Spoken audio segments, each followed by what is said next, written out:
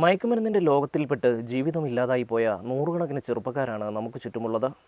അത്തരത്തിൽ മയക്കുമരുന്നിൻ്റെ ചതുക്കുഴിയിൽപ്പെട്ട ഒരു 19കാരനാണ് എനിക്ക് മുന്നിൽ ഇരിക്കുന്നത്. എത്ര വയസ്സുണ്ട്? 19 കഴിഞ്ഞു. നിങ്ങൾ ഈ മയക്കുമരുന്ന് ഉപയോഗിക്കാൻ തുടങ്ങിയിട്ട് എത്ര കാലമായി? 1 വർഷം. അല്ല, എങ്ങനെ ഇത് ആദ്യം നിങ്ങൾക്ക് കിട്ടുന്നേ? ഏത് വഴിയാ? ഓർമ്മയുണ്ടോ അത്? ആ കൂട്ടുകാരന്മാരെടുത്തോണ്ട് വരുന്നതല്ലാതെ. എന്തുമായിരുന്നു? കഞ്ചാവാണോ അതോ വേറെ ഏതെങ്കിലും ഗുളികയോ അങ്ങനെ വല്ല? കഞ്ചാവാണ്. 19 വയസ്സ് മാത്രം പ്രായമുള്ള ആദർശ് ഒരു ജന്മം അനുഭവിക്കാനുള്ള വേദന അനുഭവിച്ചു കഴിഞ്ഞു. മയക്കുമരുന്നിൻ്റെ ലഹരിയിൽ 4 നില കെട്ടിടത്തിന് മുകളിൽ നിന്ന് താഴേക്ക് ചാടിയതാണ് ഇയാൾ. ഹോട്ടൽ മുറിയിൽ കൂട്ടുകാരുമൊത്ത് മയക്കുമരുന്ന് ഉപയോഗിക്കുമ്പോൾ പരിശോധനയ്ക്കെത്തിയ എക്സൈസുകാരിൽ നിന്ന് രക്ഷപ്പെടാനാണ് 4ാം നിലയിൽ നിന്ന് താഴേക്ക് ചാടിയത്. ഇടുപ്പല്ല് തകർന്നു, മുൻവശത്തെ പല്ലെല്ലാം അടർന്നുപോയി. എക്സൈസ് വന്നപ്പോൾ ഞാൻ ഇറങ്ങി അപ്പുറത്ത് ചാടി. എത്ര നിലയെന്നാ ചാടിയേ? 3 നില. അതിൻ്റെ മണ്ടേനടിച്ച് ചാടി.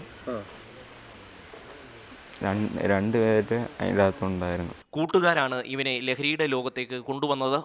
എല്ലാവർക്കും കൂടെ പൈസ ഇട്ടിട്ട് എല്ലാവരും 50, 20 വെച്ചിട്ട് ഒരെണ്ണം എടുക്കും. ഒരെണ്ണത്തിന് എത്ര രൂപ? 200 രൂപയോ 250 രൂപയോ. ആദർശിന് ജീവൻ തിരിച്ചു കിട്ടിയെങ്കിൽ മയക്കുമരുന്നിന്റെ ലഹരിയിൽ ജീവൻ നഷ്ടമായ എത്രയോ യുവാക്കൾ.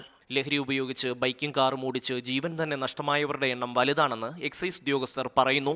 അക്കാര്യം പക്ഷേ രഹസ്യമായി സൂക്ഷിക്കുകയാണ് പതിവ്.